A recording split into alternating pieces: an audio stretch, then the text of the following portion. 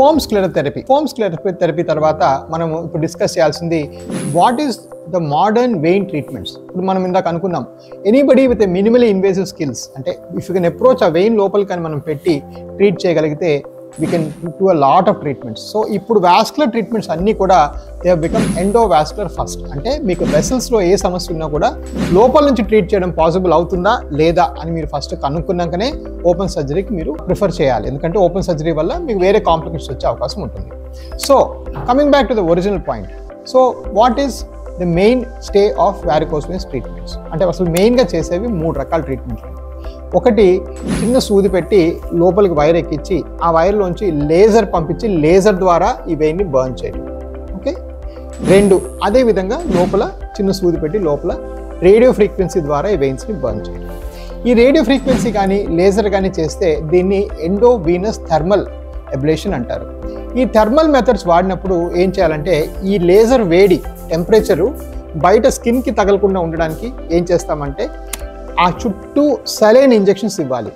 So ఆ saline injections ఇచ్చినప్పుడు మీకు ఏం చేయాలంటే మంచి స్కానింగ్ చేసుకుంటూ ఆ డాక్టర్ దగ్గర అల్ట్రాసౌండ్ పెట్టుకొని సరిగ్గా ట్రీట్మెంట్ చేస్తేనే అవి తగ్గుతాయి. అది నంబర్ 1. నా ఇప్పుడు will discuss non heat based treatments. అంటే ఇలా హీట్ కూడా లేకుండా, అంటే మనం ఇలాంటి ఇంజెక్షన్స్ కూడా ఇవ్వాల్సిన అవసరం లేకుండా చేసే ట్రీట్మెంట్ని ఎండోవీనస్ గ్లూ అబ్లేషన్ అంటారు. దానిలో ఏం చేస్తామంటే చిన్న సూది పెట్టి లోపలికి ఒక వైర్ లాంటిది ఎక్కించి లోపల ఒక గమ్ సైనోయాక్రిలేట్ రాదర్ గ్లూ అనే సబ్స్టెన్స్ ఇంజెక్ట్ చేస్తే ఏమవుతుందంటే ఆ వెయిన్ దాని మట్టుకు అదే క్లోజ్ అయిపోయి మొత్తం అంతా ఫ్రీజ్ అయిపోతుంది. అప్పుడు ఏమవుతుందంటే మీకు ఈ బ్లడ్ ఫ్లో అనేది నార్మలైజ్ అయిపోయి సరిగ్గా ఫ్లో అవుతుంది. మీకు చేసేటప్పుడు ఆ చిన్న ఇంజెక్షన్స్ ఇవ్వాల్సిన అవసరం లేదు కాబట్టి ప్రొసీజర్ చాలా పెయిన్లెస్గా చాలా బ్యూటిఫుల్గా జరిగిపోతుంది. సో బేసిక్గా మోస్ట్లీ ఇండియాలో అప్రూవ్ అయిన టెక్నాలజీస్ ఏంటి అంటే థర్మల్ అండ్ గ్లూ. ఇండియాలో ఇంకా మోకా ఇలాంటి టెక్నిక్స్ ఇంకా పూర్తిగా అప్రూవల్ రాలేదు కాబట్టి అవి ఇంకా మనం డిస్కస్ చేసుకోవడం పెద్దగా కరెక్ట్ కాదు.